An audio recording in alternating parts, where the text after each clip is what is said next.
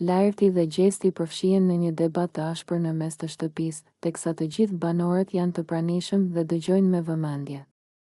Lajrti, i acaruar dhe me ton të lartë, i drejtohet gjestit me akuza të rënda, duke mos e fshehur më neverinë dhe shgënjimin e tij ndaj tij. Gjesti, ti je njeriu më i keq këtu brenda. Nuk ke as pak ndjenja për askën, nuk të intereson asgjë përveç vetes tënde dhe lojës tënde të ndyrë. E ke ndërtuar gjithë këtë strategji duke përdorur banorët një nga një dhe duke luajtur me ndjenjat e tyre. Banorët fillojnë të murmurisnin mes tyre, ndërsa gjesti mundohet të mbajë një buzëqeshje ironike në fytyrë, duke u përpjekur të mos tregojë nervozizëm. Lajrti vazhdon më tej, duke i drejtuar një shikim të ashpër: ti nuk ke bërë asgjë tjetër veç se ke mashtruar njerëzit këtu.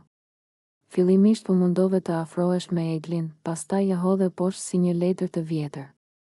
Më pas fillove të ngacmoje Loredanën, duke bërë sikur kishe ndjenja për të, dhe tani e njëjta gjë me Danjen. Ti nuk di të krijosh asnjë lidhje të sinqertë, sepse je i ftohtë dhe i llogarit të gjitha si një lojë. Gjesti sheh përreth, sikur kërkon përkrahje nga dikush, por askush nuk flet. Disa banorë duket se bien dakord me fjalët e Lajrtit, ndërsa të tjerë thjesht ndjekin debatin në heshtje. Dhe më e keqja, vazhdon Lajrti, duke treguar me gisht gjestin, është se ti nuk pranon asnjëherë gabimet e tua. Gjithmonë gjen mënyra për të manipuluar situatën, për të bërë që viktima të dalë fajtor dhe për ta kthyer lojën në favorin tënd. Por e di çfarë? Të gjithë po e kuptojnë lojën tënde të ulët dhe nuk do të mund të fshihesh pas saj përgjithmonë. Gjesti më në fund reagon, duke ngritur supet me një buzëqeshje të lehtë: unë nuk kam përdorur askën, Lajrt.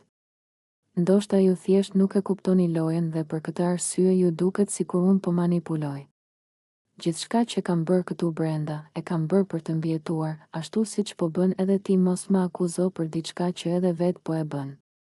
Debati vazhdon të bëhet edhe më i nxehtë, me Lajrtin që nuk tërhiqet dhe gjesti që mundohet të mbajë qëndrimin e tij. Situata mes tyre tashmë duket se ka arritur në një pikë pa kthim dhe gjithë shtëpia pret të shohë si do të zhvillohet më tej kjo përplasje e fortë.